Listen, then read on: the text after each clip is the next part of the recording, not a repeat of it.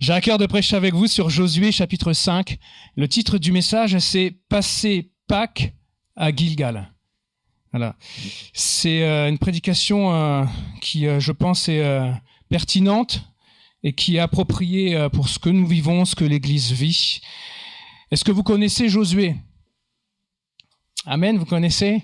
Voilà, le livre de Josué, il est juste après ce qu'on appelle le Pentateuque.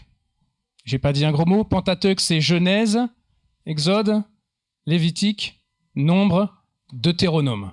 Et l'apôtre Paul nous dit que le Pentateuque, c'est comme un pédagogue. C'est-à-dire ces 5 livres, qu'on appelle aussi la Torah, c'est comme la main droite d'un homme adulte qui prendrait la main d'un enfant pour l'amener jusqu'au maître, jusqu'à l'instituteur. Et notre maître à nous, c'est Jésus-Christ.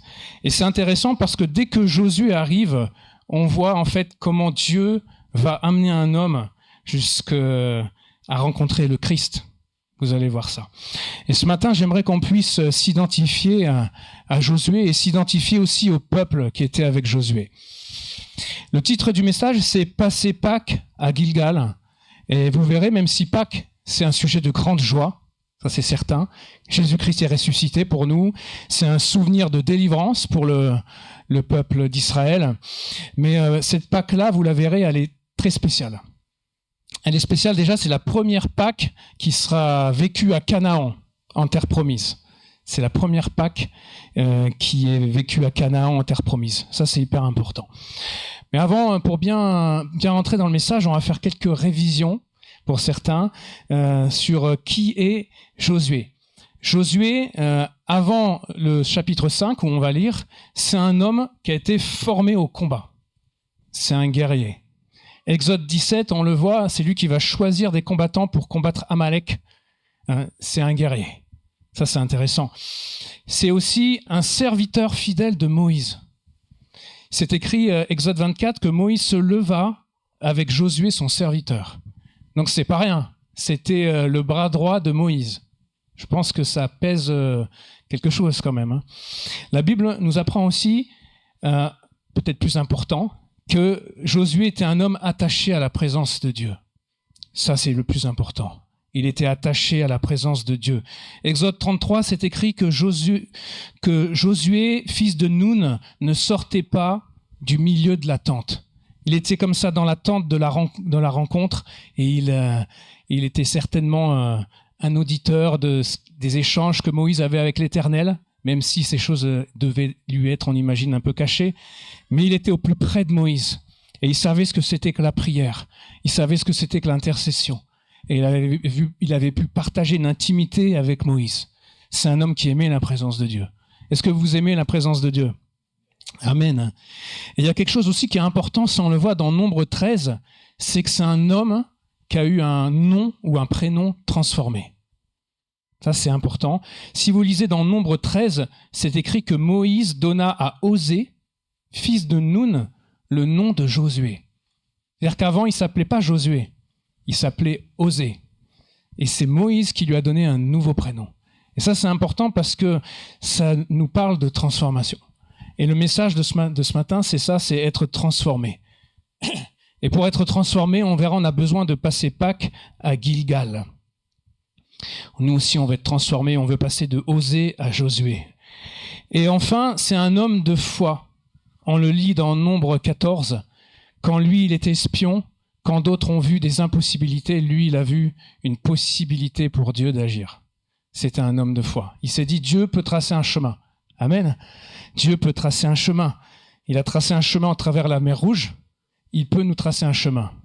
Amen. Si vous le croyez, vous pouvez dire Amen. C'est un homme de foi. C'est aussi un homme de repentance. C'est-à-dire que quand il va être au milieu du peuple comme ça qui était incrédule, c'est écrit qu'avec Caleb, ils vont déchirer leurs vêtements.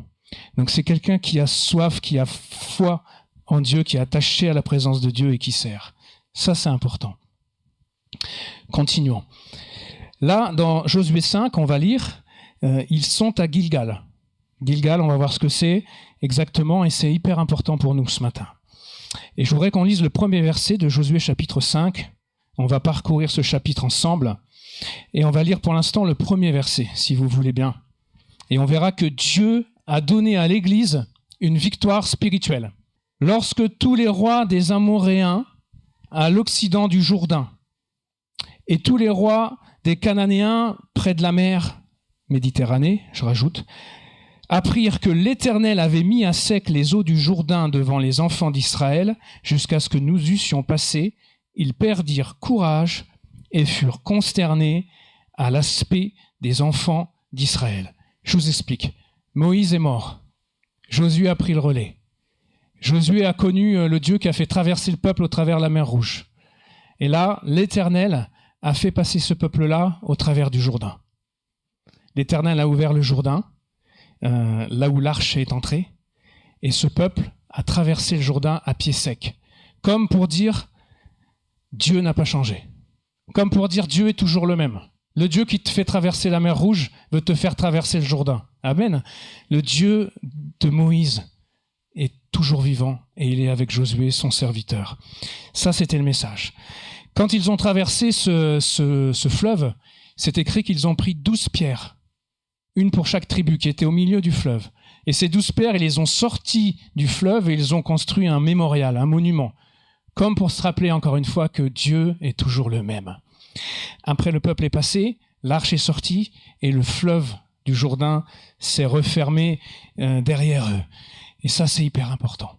Et quand les rois des Amoréens, ça veut dire les grands, quand les grands, ceux qui étaient d'une mer à une autre mer, dans le texte en hébreu, ceux qui étaient de la mer Morte jusqu'à la mer Méditerranée, tous ceux qui ont appris que l'Éternel était avec Josué et avec son peuple, c'est écrit que leur cœur a comme fondu à l'intérieur. C'est ça en hébreu. Ils ont perdu le souffle. C'est ce qu'on a lu, ils ont été consternés.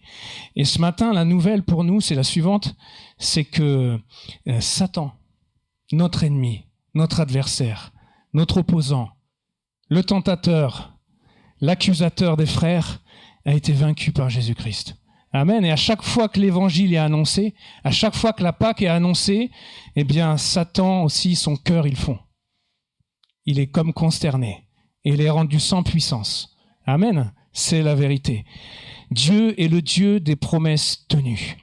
Que nous soyons ressuscités avec Christ et assis en lui dans les lieux célestes doit être constamment rappelé. Et l'annonce de l'évangile ce matin, c'est ça. C'est comme les 12 pierres qui ont été sorties du Jourdain. C'est une façon de redire Jésus-Christ est vivant. Il est réellement ressuscité. Amen. Il a vaincu la mort. Satan ne peut rien contre nous. Le peuple a traversé la mer Rouge. On peut traverser le Jourdain. On peut tout traverser grâce à Christ. Que Dieu soit béni. Et ça, c'est hyper important. Je voulais te rappeler ce matin que Jésus-Christ est vivant. Répète-le dans ton cœur. Vraiment, repasse ces choses dans ton cœur. Dieu est vivant.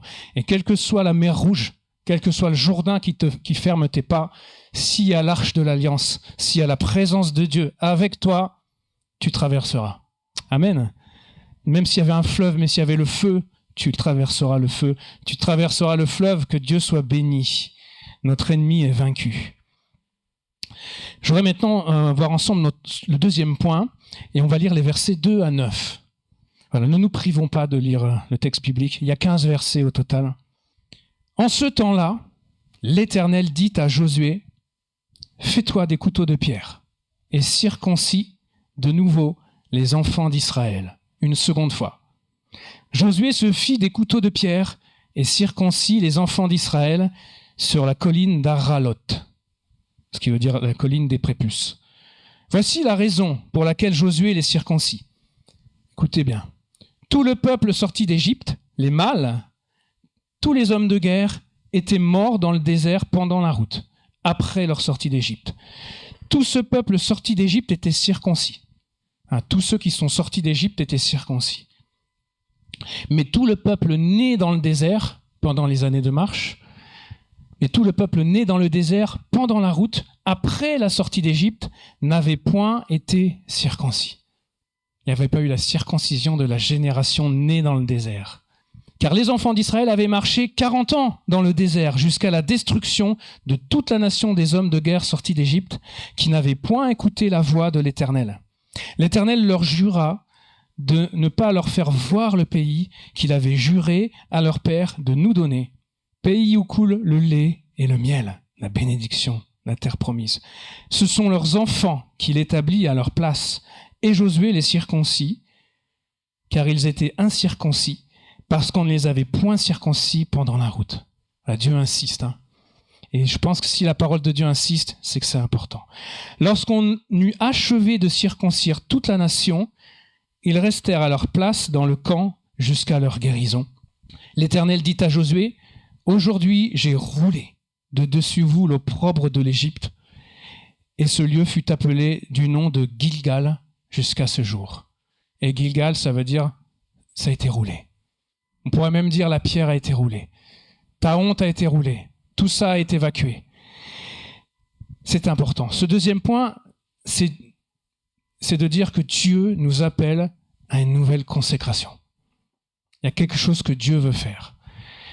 C'est Paul qui dit, le plus important, c'est pas d'être circoncis ou d'être incirconcis, mais c'est d'être une nouvelle création. C'est ça qui est important. Un des messages centraux des Écritures, si vous lisez la Bible, si vous aimez lire la Bible, c'est de dire que Dieu veut enlever de ton corps le cœur de pierre et le remplacer par un cœur de chair. Et que sur ce cœur de chair, ou dans ce cœur de chair, il veut écrire sa loi. La Bible nous montre clairement que si du temps de Moïse, le ministère de Moïse a permis que le doigt de Dieu écrive sur des tables de pierre, eh bien, par Jésus-Christ, le Saint-Esprit maintenant, le doigt de Dieu veut écrire dans nos cœurs. Mais pour ça, on a besoin de Gilgal. Gilgal, c'est mon cœur de pierre qui est enlevé et qui est remplacé par un cœur de chair. Et c'est tout le sens de la Pâque, c'est que mon cœur de pierre soit enlevé. Et figurez-vous, on a tous des cœurs de pierre. On a tous des zones de résistance par rapport à la parole de Dieu. On résiste. Et ça fait mal parfois quand Dieu enlève les morceaux de pierre. Mais c'est nécessaire. On a besoin d'être une nouvelle création. Connaissez ce verset? Les choses anciennes sont passées, voici, toutes choses sont devenues nouvelles. Vous aimez ce verset? Des fois, quand on a ce verset, on a tendance à se dire, mais moi, je crois que les choses anciennes sont passées, je crois que Jésus-Christ est ressuscité, mais je vois pas tellement de nouveau dans ma vie. Ça vous arrive ou pas? Mais ce verset, si vous vous penchez sur sa traduction, c'est plutôt de dire ainsi, les choses anciennes sont passées, Gilgal, ont été roulées, voici toutes choses sont en train de devenir nouvelles. Et quand on comprend que c'est en train, qu'elles sont en train de devenir nouvelles, c'est un encouragement. On va avancer. Donc Dieu va enlever le cœur de pierre qui est dans notre poitrine et le remplacer par un cœur de chair. La circoncision, on le voit ici, elle est commandée par l'Éternel. Et vous avez lu le texte avec moi, Dieu insiste. Ils n'étaient pas circoncis, il fallait qu'ils le soient. Ils ne l'étaient pas, il fallait qu'ils le soient. Et ça, c'est hyper important. C'est une signification profonde que la circoncision. Si on lit dans le texte biblique, on voit Deutéronome 30, verset 6, « L'Éternel, ton Dieu, circoncira ton cœur. » Romains, chapitre 2, verset 29, pour vous dire que je ne sors pas ça de mon chapeau, la circoncision, c'est celle du cœur, selon l'esprit, avec un grand E, l'esprit de Dieu. La circoncision de Christ consiste dans le dépouillement du corps de la chair. En fait, ce matin, le message, c'est de vous dire que la Pâque que Dieu veut qu'on vive, c'est une Pâque où on passe de l'état charnel à l'état spirituel, de l'état animal, brutal, à l'état spirituel, selon Dieu. C'est ce que Dieu veut faire. Et la Pâque à laquelle on est invité ce matin et qu'on va prendre tout à l'heure par la Sainte Seine, c'est de dire « Change mon cœur, Seigneur. Circoncis mon cœur. » Il y a des choses comme ça qui me blessent, le corps de la chair. Ça pèse sur moi. Je t'en prie, Seigneur, coupe pour que je puisse porter du fruit. Voilà, c'est ce que Dieu a fait avec Jacob. Il a passé son sécateur divin pour que Jacob puisse porter du fruit et devenir Israël. Et Dieu veut aussi être comme ça, celui qui combat avec nous, celui qui combat pour nous, celui qui change nos cœurs. Est-ce que vous croyez cela? C'est ça la vraie piété. Des hommes, des femmes, des fois, sont attachés à avoir l'apparence de la piété, par le vêtement, par certaines façons d'être, mais avant tout, la vraie piété, la force de la piété, c'est de laisser Dieu changer mon cœur. C'est pour ça qu'il nous a dit encore ce matin, mon fils, ma fille, donne-moi ton cœur. Donne-moi ton cœur.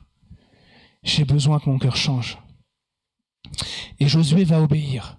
Et Josué va faire un acte alors qu'il était sur un terrain à conquérir, qu'il allait entrer en guerre. Josué va faire un acte qui est complètement illogique. Il va circoncire tous les guerriers. C'est-à-dire qu'il va prendre toutes les forces vives du peuple et par la circoncision que Dieu demande, il va les réduire à l'état de zéro, à ne plus pouvoir combattre. Il a immobilisé son armée. Il était dans une zone en danger, exposé à tous les dangers, avec tous les rois comme ça, les grands rois qui étaient autour. Et Josué va prendre une décision qu'aucun chef militaire n'aurait pris. Il va circoncire les hommes mâles du peuple. Pour te dire quoi, des fois, Dieu nous appelle à des choses qui paraissent illogiques. Dieu nous appelle parfois à faire des choix où on sait qu'on va perdre. Dieu nous appelle parfois à ne plus travailler les dimanches quand c'est possible pour être dans l'assemblée. On touchera moins, on se dit mais financièrement je vais y perdre, mais Dieu nous appelle des fois à cela. Vrai ou pas? Et est-ce que ça vous est arrivé comme ça de devoir prendre des décisions illogiques pour Dieu à œil humain? De prendre une décision, de mettre une somme d'argent sur quelque chose, de prendre un acte auprès de quelqu'un, ça vous semblait illogique, mais vous l'avez fait parce que vous saviez que c'était ce que Dieu vous demandait. Et là, Josué, c'est ce qui va se passer. Il va accepter tout ce qui faisait la force de son armée, tout ce qui faisait le fleuron de son armée ou l'orgueil de son armée. Il va accepter que ce soit rien, réduit à zéro, pour obéir à la parole de Dieu. Et ce matin, ce qu'on veut dire à Dieu, c'est « on est pour toi ». On veut porter les signes réels du christianisme. On veut que tu changes nos cœurs. On est prêt à vivre la repentance, la métanoïa, la transformation. On ne veut plus fonctionner après des plans de reconquête qu'il y a dans nos têtes, mais on veut laisser nos cœurs être de nouveau conquis par toi. Amen. Ça, c'est important. La circoncision ici, c'est de dire « j'exécute la sentence de mort sur la chair ». J'accepte de couper la chair et de m'en débarrasser. C'est ça la circoncision. J'accepte de couper et de me débarrasser. J'accepte de me couper de certaines choses qui me rendent esclave et de m'en débarrasser. J'accepte de couper avec certains comportements et j'accepte de m'en débarrasser. J'accepte que le couteau de pierre, pour nous c'est la parole de Dieu, passe sur ma vie et fasse son travail. Amen. C'est ça. Je veux que la parole de Dieu, elle me sépare des choses dont j'ai besoin d'être séparé. Toutes choses sont en train de devenir nouvelles par la parole de Dieu, un double tranchant. Amen. Je vais me reconsacrer ce matin. Mon troisième point, Dieu veut parfois que l'on passe la Pâque à Gilgal. Eh oui, parce que je vous ai dit, quand le couteau de pierre passe sur nous, ça ne fait pas toujours du bien. On sait que c'est pour notre bien, mais sur le moment, ça ne nous fait pas du bien. C'est comme quand des fois on doit prendre certains médicaments ou avoir certains soins médicaux. On sait que c'est pas bon sur le moment, mais on en a besoin. Et là, Dieu a besoin de passer sur nous le couteau de pierre. Il veut que l'on passe la Pâque à Gilgal. Verset 10, Josué 5, les enfants d'Israël campèrent à Gilgal, le lieu où il y a le roulement, et ils célébrèrent la Pâque le 14e jour du mois, c'est Nissan, le mois des recommencements, le printemps, sur le soir, dans les plaines de Jéricho. Je vous explique. Ils sont au printemps. C'est Nissan ou Nissan, voilà, comme les voitures. C'est le mois de Nissan, c'est à peu près comme nous, hein, avril. C'est la renaissance. C'est le mois de la fécondité. C'est le mois de la promesse. Voilà, c'est le mois où il y a les bourgeons, les fleurs, il va y avoir les fruits. C'est le mois où les animaux s'égayent dans les prairies. On sait que la vie reprend. Et alors qu'il y a la vie qui reprend, eux, ils sont à Gilgal, ils doivent se séparer de la chair. Et c'est écrit aussi, ils sont dans les steppes ou dans les plaines de Jéricho. Ils sont à la porte du pays promis. Tout en face d'eux, il y a tout ce qui reste à conquérir. Et des fois, dans nos vies, on est comme ça, on a tout en face de nous, tout ce qui nous reste à conquérir. Tout ce à quoi Dieu nous appelle, et ils sont là. Et ils vont prendre la Pâque le 14e jour de ce mois-là. Et la Pâque, elle est célébrée dans un contexte de circoncision. Et en parlant de la Pâque, je voulais vous dire quelque chose.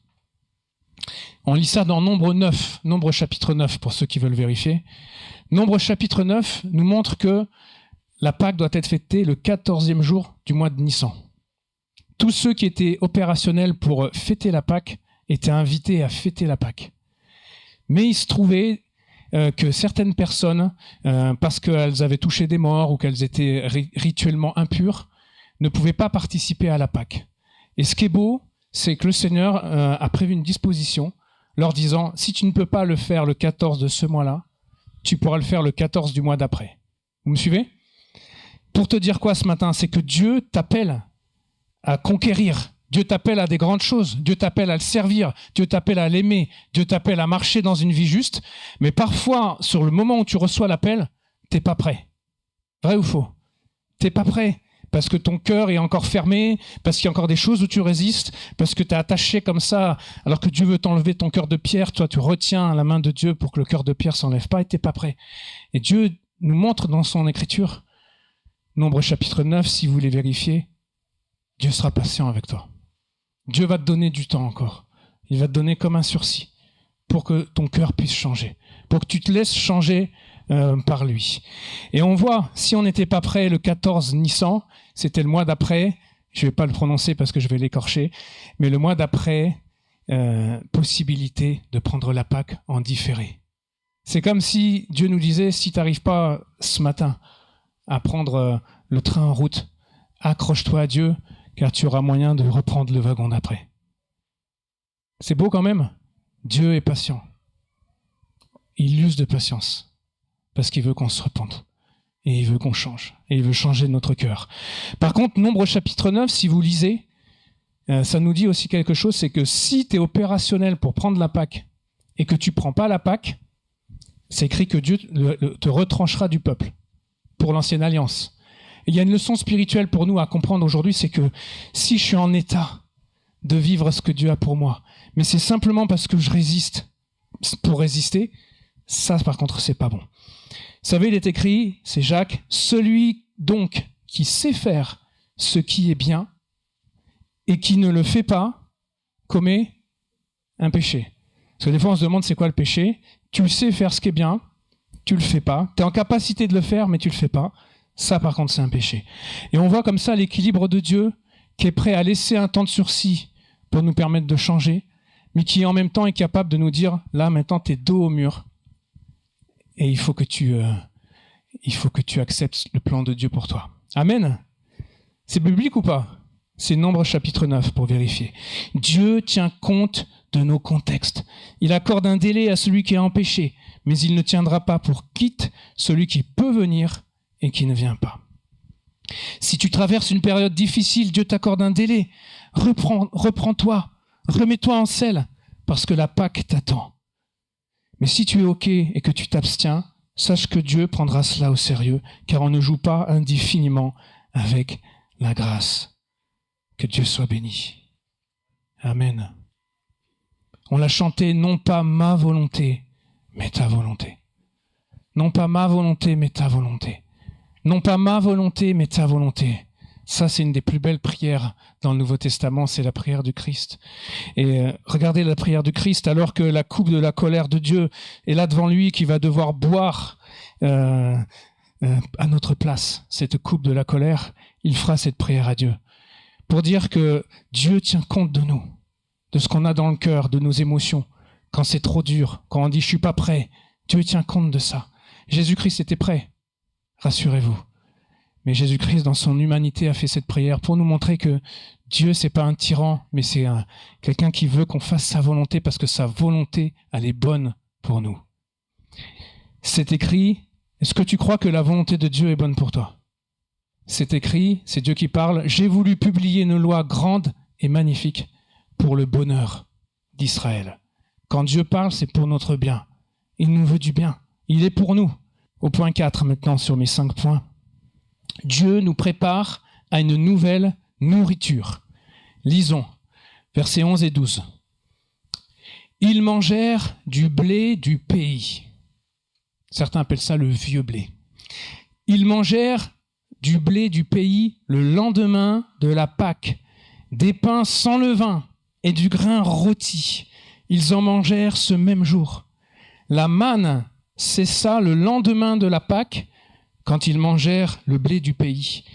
Les enfants d'Israël n'eurent plus de manne, et ils mangèrent des produits du pays de Canaan cette année-là. C'est pas magnifique? Pendant les années dans le désert, Dieu a pourvu par la manne. Et là, ils sont aux portes du pays promis. Il y a Gilgal. Il y a le couteau de pierre qui est passé. Ils vont, dans ce contexte-là, là où ils sont appelés à changer d'état d'esprit, d'état de cœur, ils vont prendre pour la première fois le blé du pays. Ils vont vivre des produits. C'est écrit que pendant l'année qui va suivre, ils vont vivre des produits de Canaan. Pour te dire quoi ce matin? C'est que Dieu t'appelle à passer une étape.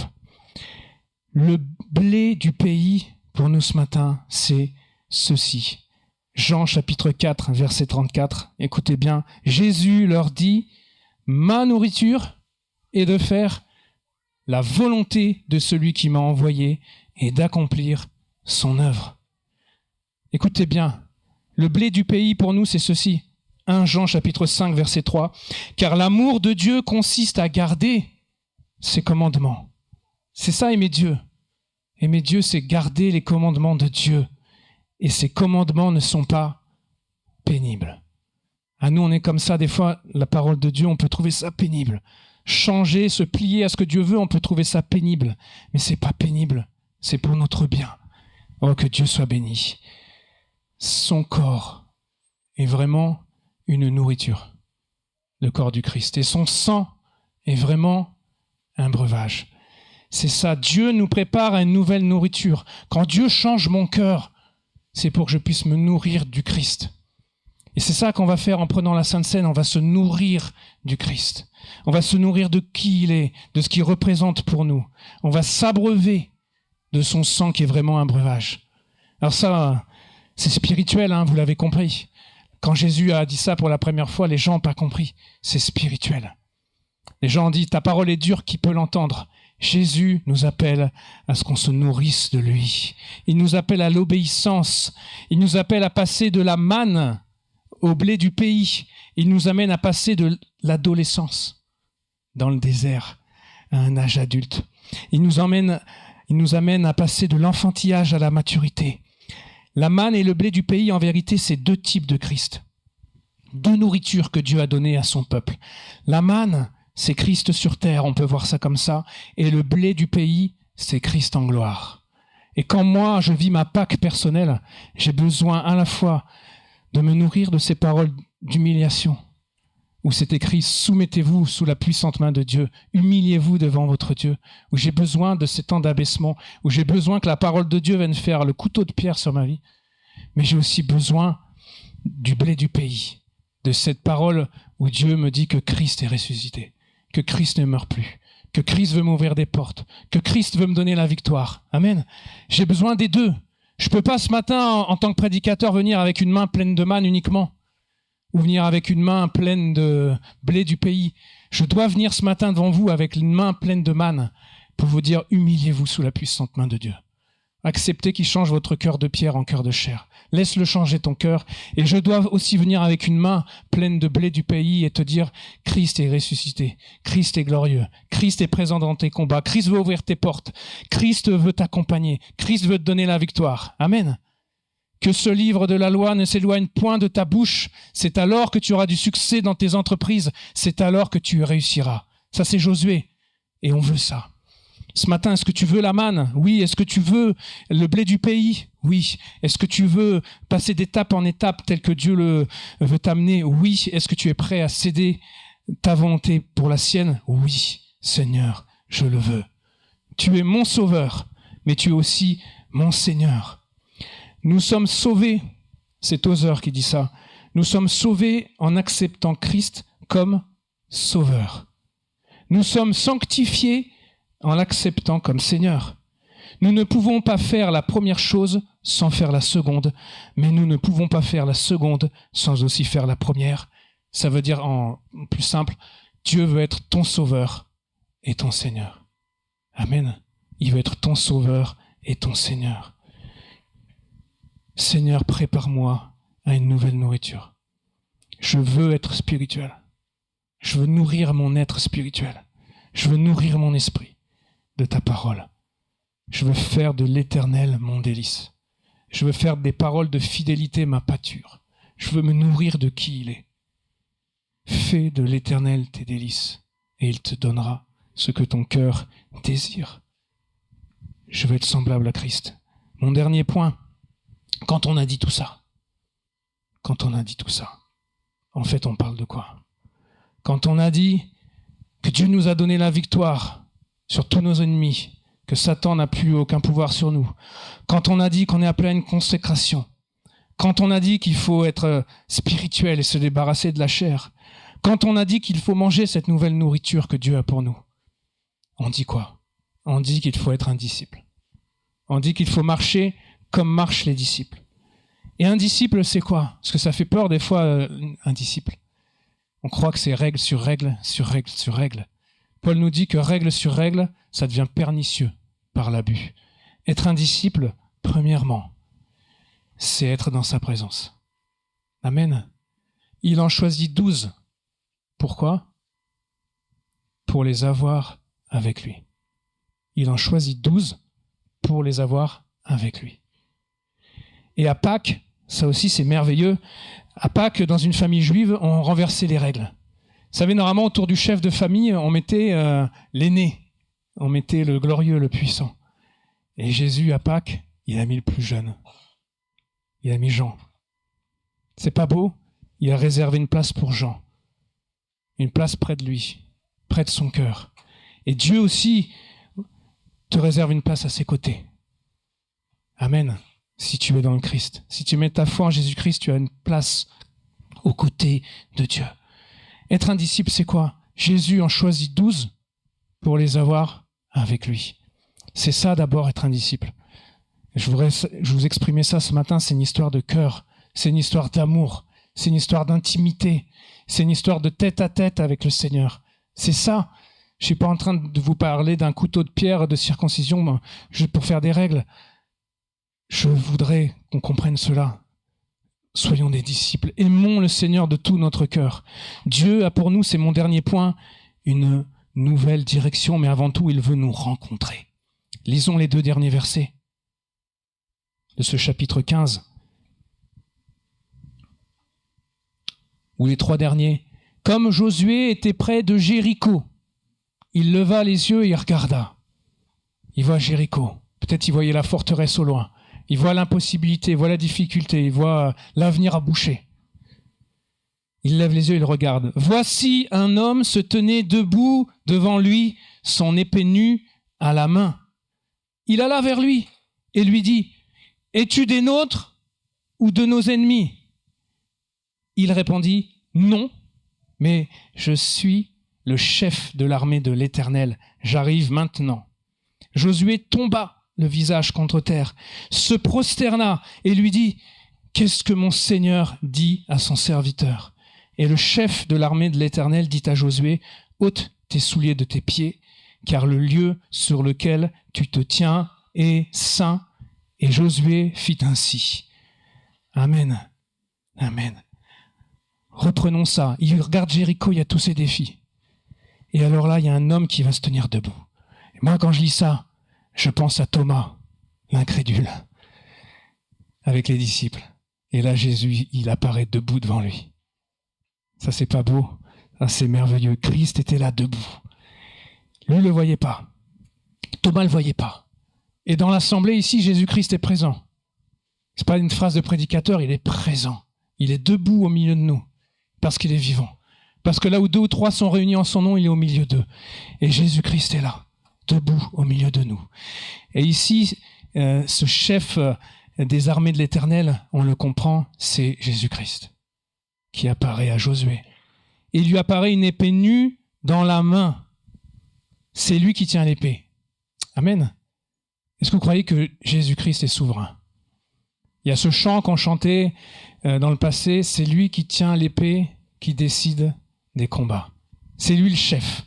Dans tous les combats, c'est lui le chef. Quels que soient les combats qui existent, dans ta vie, d'un pays à un autre, c'est lui qui décide de l'issue des combats. Il maîtrise tout, il contrôle tout. L'épée nue, elle est dans la main de Jésus-Christ. Et là, on a Josué qui arrive, qui n'a pas encore compris vraiment la souveraineté de Jésus-Christ.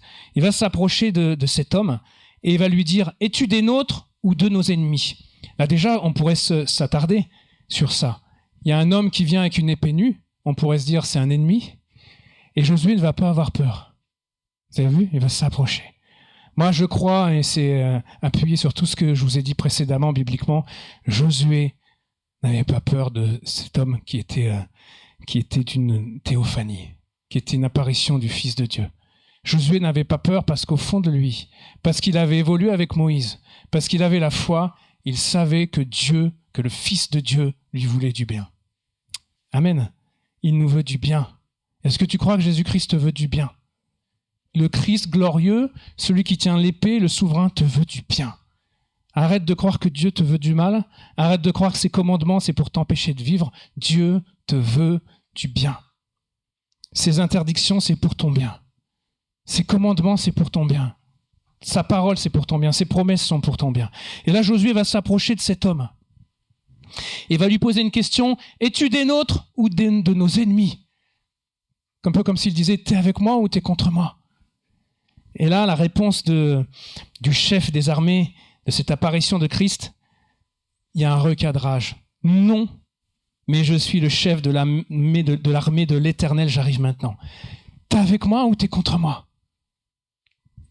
Et le chef de l'armée lui dit, mais non, c'est pas comme ça que tu dois raisonner. J'arrive maintenant. Des fois, on est au devant de Dieu comme ça. Est-ce que Dieu est avec moi? Est-ce que Dieu est avec moi dans cette histoire? Est-ce qu'il est contre moi? Dieu, il est pour toi. Dieu, il t'aime. Dieu, il est avec toi. Et même quand tu crois qu'il est contre toi, c'est pas pour te faire du mal, c'est pour te redresser. Est-ce que tu le comprends? C'est pas un coup il est avec toi, un coup il est contre toi, un coup tu as la malédiction, un coup tu as la bénédiction. Si tu es en Christ, il est avec toi. Et il décide de toute l'issue de tous les combats de ta vie. Il est aux manettes. Est-ce que tu le crois? Il faut le croire ce matin, tu dois le croire. Il répondit, non, mais je suis le chef de l'armée de l'Éternel, j'arrive maintenant. Là ici, il y a Jésus-Christ qui nous dit, si on prend ce texte-là personnellement pour nous, l'Église, et pour ce que l'Église est en train de vivre, c'est Jésus-Christ qui nous dit qu'il est avec nous et que c'est lui le patron, que c'est lui le chef, qu'il est souverain, et n'ayons rien à craindre. Et lisons la suite. Le chef de l'armée de l'Éternel dit à Josué, « ôte tes souliers de tes pieds, car le lieu sur lequel tu te tiens est saint. » Et Josué fit ainsi. Moïse, lui, il a eu droit à son buisson ardent. Moïse, il a eu le droit à cette rencontre personnelle avec le Dieu vivant. Il a eu le droit à cette rencontre avec l'Éternel qui lui a dit que Israël était pour lui comme un fils. Et là, Josué, il a le droit aussi à ce temps d'intimité avec le chef des armées où il va avoir un dialogue, seul à seul. Comprenez? Ce matin, le message, c'est celui-ci, c'est que Jésus-Christ veut que tu entres dans des temps de rendez-vous avec lui. Des temps d'intimité, des temps seul à seul, des temps où tu vas prendre le temps, des temps où tu vas ôter les souliers de tes pieds, comme pour dire, je suis pas prêt de partir. Quand vous rentrez chez vous, j'imagine, vous enlevez vos chaussures. Amen. Vous enlevez vos chaussures, vous mettez peut-être des chaussons. Quand vous faites ça, vous dites à ceux qui sont autour de vous, je reste avec vous. Je reste dans la maison. Eh bien là, c'est la même chose. Josué est appelé à enlever ses souliers pour respecter ce lieu qui est saint et aussi pour dire, je prends le temps avec toi. Josué fit ainsi.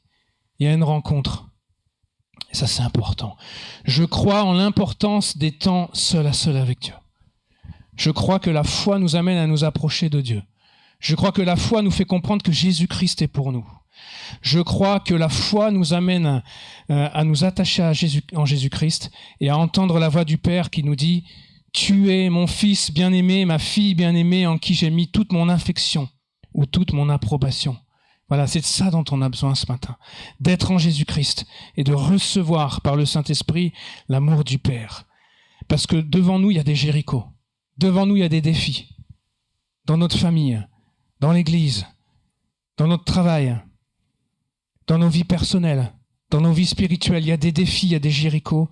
Et pour être prêt pour Jéricho, j'ai besoin de mon Gilgal et j'ai besoin de ce temps de rencontre avec le Christ. Amen. Quand on voit les défis de l'église, quand on voit les défis personnels, j'ai toute une liste là, mais je ne vais pas vous la lire. vous savez quels sont vos défis. Eh bien, Jésus-Christ est avec nous. Que Dieu soit béni. Et c'est lui qui tient l'épée. C'est lui qui tient l'épée qui décide des combats. Voilà. Il combat pour moi. Amen. Il est avec moi. On veut voir ici que Josué, après cette rencontre, vous savez ce qui s'est passé. Josué, après cette rencontre où il exprimait sa foi, où il exprimait son amour pour la présence de Dieu, où il était transformé d'Osée à Josué. Josué, ça veut dire l'Éternel sauve. Osée, ça veut dire salut. Une fois que Josué a compris que c'était l'Éternel qui sauvait, une fois que lui, ce guerrier, s'est rendu aux pieds de ce chef, une fois que Josué a exprimé son esprit de service, eh bien, il était prêt. Il était prêt pour Jéricho. Il était prêt pour suivre les stratégies de Dieu. Il était prêt aussi pour reconstruire des tas de ruines. Vous lisez, ça c'est la vie de Josué après. Il était prêt pour surmonter les échecs. Josué, vous le lisez, ça va pas tarder, il va avoir des échecs cuisants. Eh bien, en s'appuyant sur la grâce de Dieu, il va se relever des échecs. Il va apprendre à consulter Dieu par la prière.